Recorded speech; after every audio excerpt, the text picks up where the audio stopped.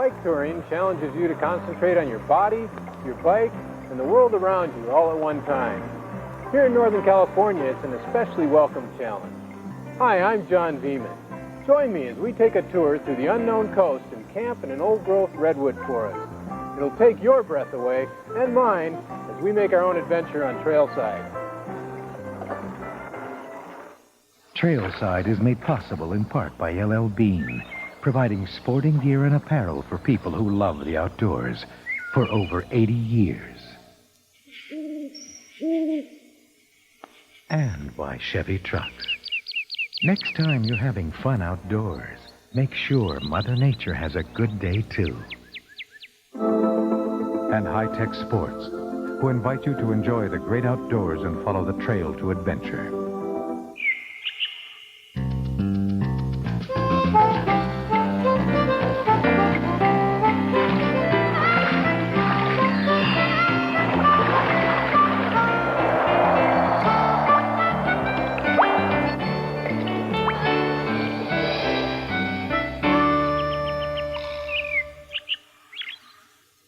We're in the small Northern California coastal town of Trinidad. Spanish explorers settled this part of Humboldt County right around the Revolutionary War. In short order, it became one of the most important whaling stations on the west coast. And during the gold rush, it became a busy trade center. But today, it's the start of a wild ride on touring bicycles.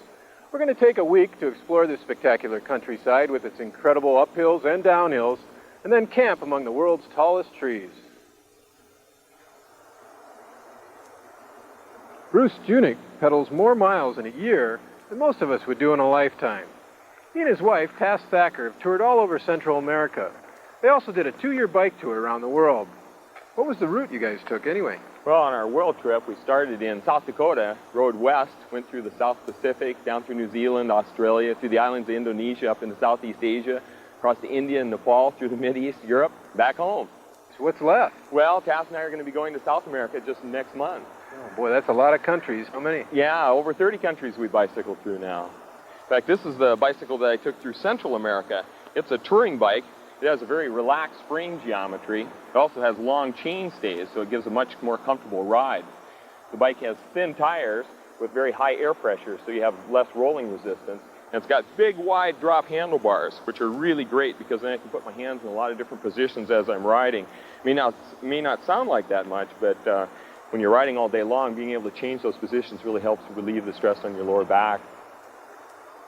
Your touring expertise is pretty solid. How about checking the fit on my bike? Sure, I'd be happy to. You just want to swing your leg over the bike there, hop up on the saddle, and let's see, check your saddle height first. You just pedal backwards and stop with your left foot at the bottom of the pedal stroke. You comfortable on the saddle? That looks pretty good. You've got just a slight bend to your leg. If you come up halfway now and stop again, if we were to run a plumb line from behind your kneecap down, you can see how it's back behind the pedal. If your knee was in front of the pedal, that would be a lot more stress on your knee. So that looks pretty good. How's the stretch out feel when you put your hands up on the handlebars? You feel pretty comfortable? Yeah, that's pretty good. Okay. Well, if it was a little bit too stretched out, we could move the seat forward. There's little rails underneath the seat here, and we could slide it forward. But you look pretty good on that. Now, how about weight distribution? Well, you should put about 60% of your weight in the back of your bike. That feels pretty good. And how about 40% in the front? Then you want to evenly distribute the weight from side to side. That'll help keep your bike from shimmying. Yeah, and put the heavy objects down towards the bottom and the stuff you need every day on the outside pocket. Exactly. You bet. Well, those are some pretty fancy shoes. What kind are those? Well, these shoes have a cleat underneath, so they hook into my pedals just like a ski binding.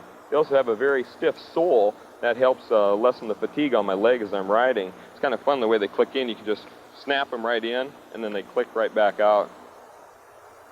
We're going to start up here in Trinidad. We'll follow along the Trinidad coast on Highway 101 for a while. Then we're going to go off and we can go through Ferndale. Now there's a bed and breakfast there that we can stay there, or we could keep going. Well, let's keep going. I'm in pretty good shape and I'm ready for a long ride. All right. Let's do it. If we keep going, there's going to be some big hills we're going to have to go through here along the coast. And then we'll go down to a campsite right down here. And that'll be the first night, eh? You bet. That's our first night. We'll continue along the unknown coast. We'll stop and we'll get food here at the Honeydew store. We'll go up and we'll spend our second night at Humboldt State Park camping in the Redwoods. Okay, and then from there it's pretty much right down to San Francisco? You bet. We'll head down and we'll join the Pacific Coast Highway, and down to San Francisco we go. Well, let's get going. Okay, it should be a great ride.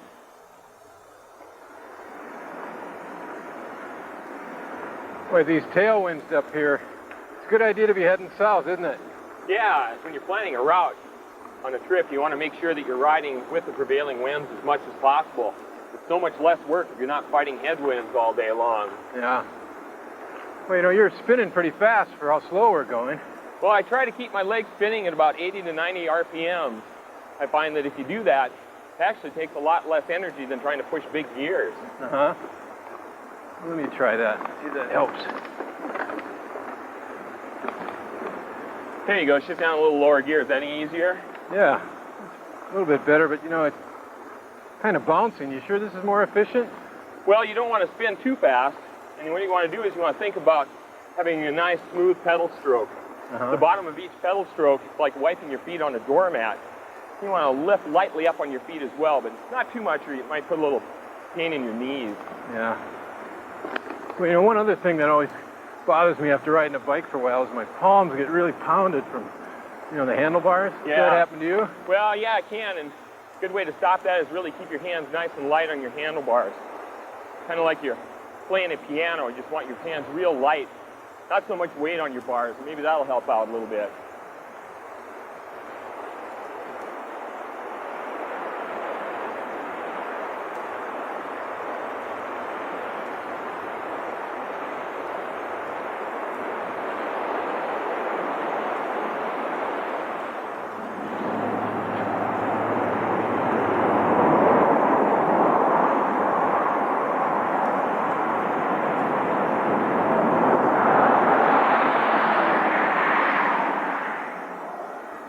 Most bike tours, you're probably going to have to do some highway riding. It's a different and sometimes dangerous kind of riding that demands that you're careful and courteous, but never timid. You think we should be riding single file? Well, when the shoulder's wide like this, I think it's fine for us to ride side by side. We want to just make sure that we feel safe and comfortable and keep an eye out for the traffic. Well, these little rear view mirrors are real handy that way. Have you ever seen those kind that mount on your helmet? I tried one of those on a tour through Central America, and I had a hard time using it. I like a mirror like this, but I think it's just a matter of preference. Hey, let's get our signals coordinated while we're out here. Okay, I always say car back to warn a vehicle coming up from behind, and car up to warn a vehicle coming towards you. How's that sound? Yeah, I'll go with that. All right. Hey, what if there's no shoulder and you're on a highway? Well, then you just have to stake your claim on the side of the road. You want to make sure you're not blocking traffic. Sometimes it helps if the road's narrow. Turn around and wave cars around you. You can look over your shoulder and try to get eye contact with the driver as well. And maybe get a license number just in case? Yeah, just in case. Well, I guess it's also good to just let them know that you're not going to do anything crazy like veer out into their lane. Yeah, too. that's right. Here comes a big truck. Yeah, watch out for a blast of air when the truck goes by. Okay. Sometimes it'll give you quite a blast. Yeah. You can also catch a draft air off the back of a truck like a surfer catches a wave. I think I'll stick to the water when it comes to surfing.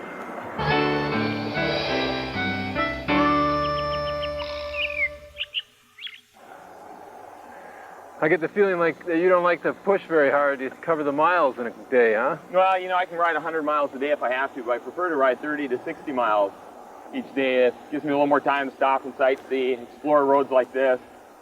Did I tell you about one of my great skills? No, what's that? I can have a good cow call. A cow call? Yeah, they call me the Pied Piper of cows. Just stop here for a second and I'll show you. This I gotta see. Moo! Moo! See if we can get him to come in. Yeah. I don't know. I think while you're doing that, I'm gonna grab a snack. It may be a while before these Moo! I got him looking at me at least. Yeah. Try it again. Moo! Moo! Yeah, see now I got a couple of them getting up over there. Yeah, right. Moo! Okay, look now, look down there, they're coming. There it comes, here. Moo! See, look at that over there. All right, look at that. Yeah, they are coming. Moo! That's great. Moo! The trick is to sound like a bawling calf. Oh, yeah? Yeah. Moo! Now, do we have to give them something to eat if they come over? Nah, I think they'll just come over anyway.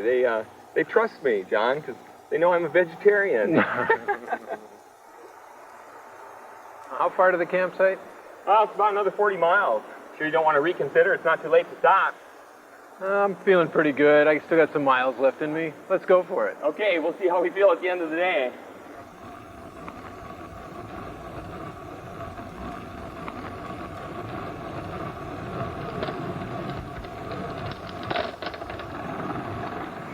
Oh, these hills are steep and long.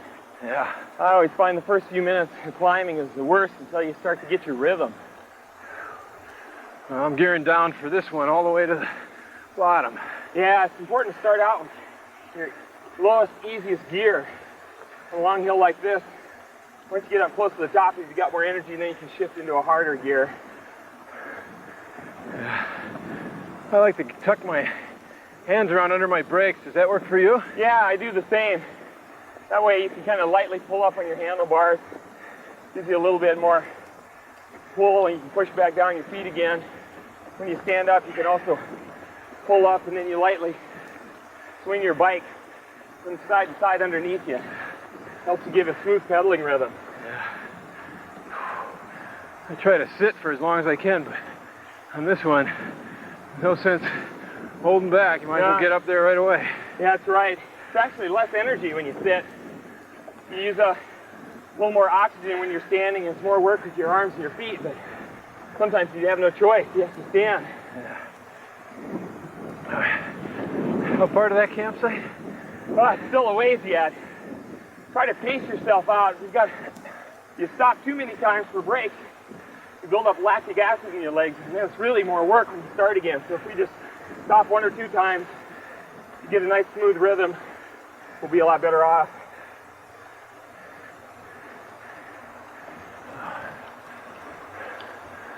Seems like I'm breathing a lot harder than I should. At least I'm breathing a lot harder than you are. That's because I've got the secret. Oh, yeah? Well, I'll tell you what, can we work a deal? I still got a couple energy bars in here. We'll trade, all right? Okay. Well, the trick is to synchronize your breath. Try to breathe deep down your diaphragm. Also, if you inhale slowly and then breathe out fast through your mouth, that really helps out as well. Yeah, I guess doing hills is not a time for heroes, huh? No. Actually, it's a good time to be thinking about something else. 4-star meal, lying on a tropical beach. I'm thinking.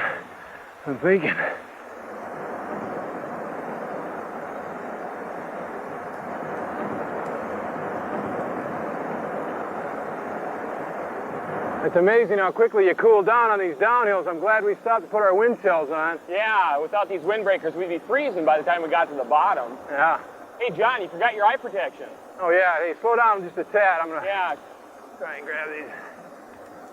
Can you get them on while we're gone? We're all set. There you go. You know, I've been on this road before. It's pretty steep with our touring bikes. We want to make sure we don't get too much speed. Yeah. You try to keep your feet on your weight on your feet. That helps out. And don't put too much weight on your handlebars or your bike might start shimmying. Okay. As we're going into some corners here, you can also drop your outside foot. Put all your weight on that outside foot. Kind of like going around a corner in a ski turn. That really helps out too. And then on the straightaways, bring it up to level? Yeah, just kind of have a nice little feel to your feet here. You can even hold yourself up off your saddle to make sure that your weight is down on your pedals where it should be. Okay. We'll go around the corner and we'll drop our outside foot again.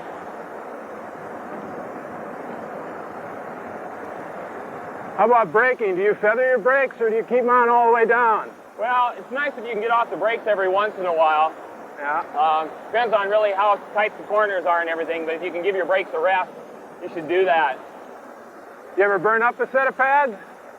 We were coming off of a big volcano on the island of Java on our around-the-world bicycle trip, and it was so steep, we had to have a death grip on our handlebar brakes just to keep our speed down. In fact, we had to stop a few times and just give our hands a break because our arms were so sore. Yeah. And our rims were so hot, we couldn't even hardly touch them.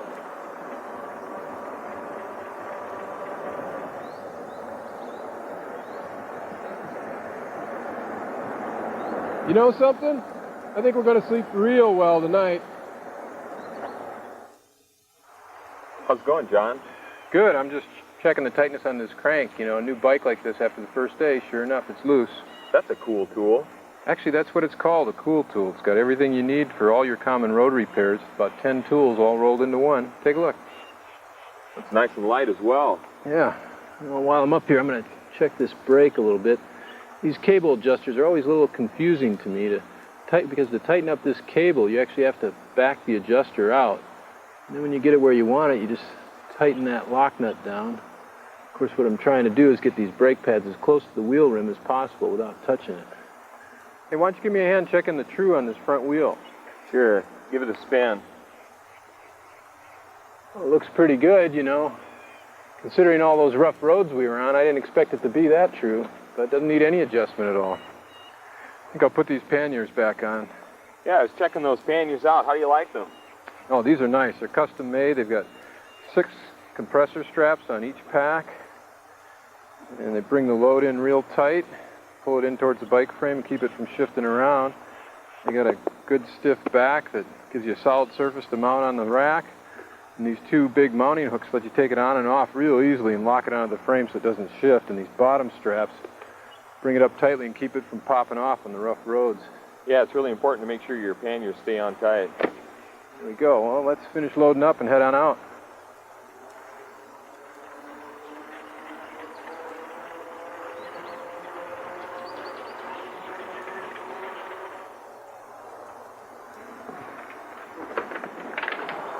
When you're bike touring in an area like this, you really don't need to load down your bike with any more food than you can eat in a day. It's more like picnicking, actually, since everything you need can be bought along the way. Hey, John, what are we having? Oh, I've got everything you need for a gourmet pizza. All right. I'll put some of that in my pannier here. All right, let's split it up. Great. Ooh, this looks good.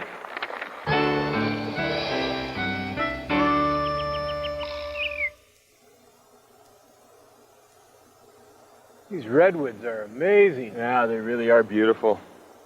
Hey, I've heard there's a world champion redwood down the road a piece. You want to go take a look? You know, I've already seen it, and actually, I was starting to think about that pizza we're going to cook. Maybe I'll go ahead and make our campsite, and I'll meet you there. All right. See you in a little bit. Okay.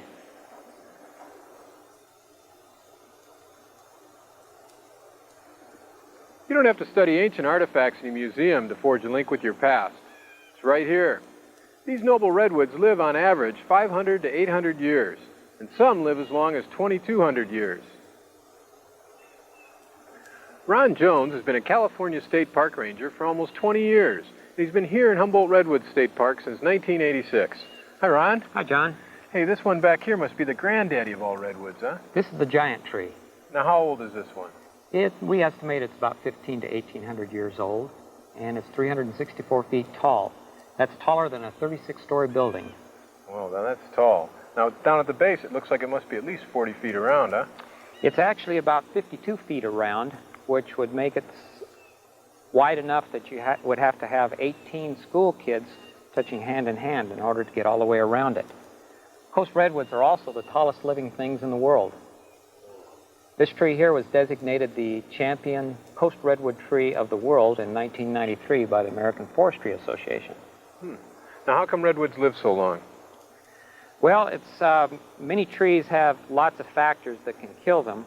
One of the main factors that if I were to ask you, you'd probably say it's fire would be the main reason that trees die.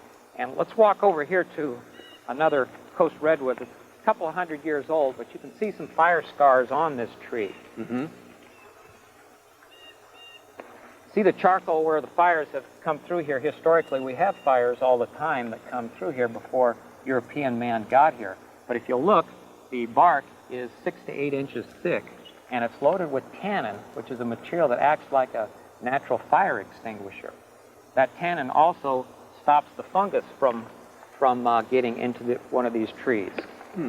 Now, another factor that kills a lot of trees are insects. They can literally decimate an entire forest, but there's no known insect that will kill one of these redwoods. So if redwoods are so resistant to natural forces, how do they eventually die? Well, we get a lot of rain here every year, and we get enough rain that the soil becomes super saturated. And when it becomes saturated, if we get a big windstorm that comes blowing through here, it will knock these trees over, as this tree that we're coming up to right now. This tree was probably blown over at least 100 to 200 years ago, and you can see it's slowly starting to decompose. It'll last maybe 400 years, but as it decomposes, there's an important amount of soil organic material in there, and it's also loaded with water. So we actually have roots from some of the other trees, redwoods, growing right down into this log, feeding off of it. Yeah, you look at here, look how rich this is right in here. This is all just decomposing redwood, huh? That's actually the same material that you'll find in the nurseries when you go and buy redwood compost for your gardens. Cover that all back up. So this whole place is just like one giant garden. Great, you got some water. Yeah. Hey, what'd you think about that tree? Oh, big. Oh, your tent went up really fast. Yeah. Great to have a freestanding tent like this when you're bicycle touring. And do you believe it's only 5.5 pounds? Yeah, there's a lot of room for how light it is. You know, I think I'll put out the vestibule. It looks like it might rain tonight. All right, and I'll finish up dinner. Most people are skeptical when I say I make pizza in the woods. But you know, you really can make just about anything out here that you can in your oven at home. My secret for pizza is a convection oven. Now, it's a little extra weight, but it's awful nice to have that kind of a reward waiting for you at the end of a long day. You'll need a lightweight stove with some good flame control. Now, the oven itself comes with a diffuser plate and a base that also doubles as your camp skillet, and a lid. Well, it's actually an idiot-proof lid because it has a temperature knob that doesn't have numbers, but it has warm up, bake, and burn. But the real key piece is the convection dome. It's made out of aluminized fiberglass and sets right on top and really concentrates the heat. Now, to whip together your pizza, you don't need any magic. Just some good old pizza dough mix and water for crust, some pesto mix for sauce, and we've added a little Parmesan cheese and olive oil to that, some goat cheese, some scallions, and then sun-dried tomatoes for the toppings. It'll take you about 15 minutes to put it together, about a half hour to bake. And then, it's supper time. The Road to Dreams. That's one of my favorite books. Well, no surprise there, you wrote this one. Let's see how that pizza is coming. I think it's doing pretty well. Smells great. Well, let's do a toast. All right. You know where toasting started? No. Actually, it dates back to the Middle Ages when kings and noblemen would get together. They were always trying to kill each other by poisoning each other's wine. So they'd clink their glasses together, try to spill wine into the other guy's glass. Ah, so if the other guy didn't drink his wine, he knew he was trying to poison you. Exactly. Well, here's to kings, noblemen, and pesto pizza. You bet. All right, you ready to dig into that pizza? Let's do.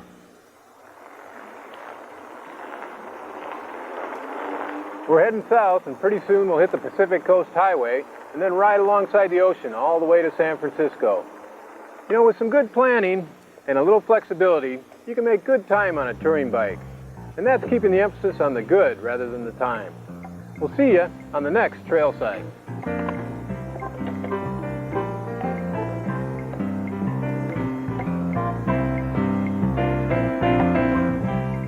The home video of this program, as well as other programs in the Trailside series, is available for $19.98 plus shipping and handling by calling 1-800-TRAILSIDE.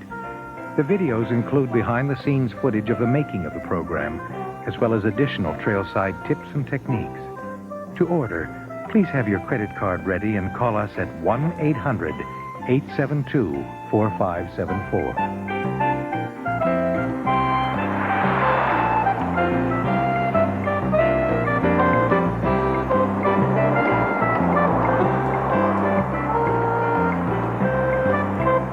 John Veman goes hiking on the White Mountains in New Hampshire on the next episode of Trailside.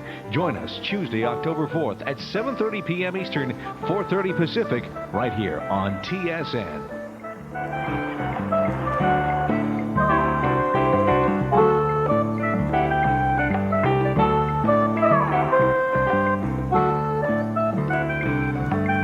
Canada's other gold medal team shows you how hockey should be played. At 7:30 Eastern, catch an encore presentation of the 1990 Women's World Hockey Championship, right here where the real spirit of sport lives, TSN.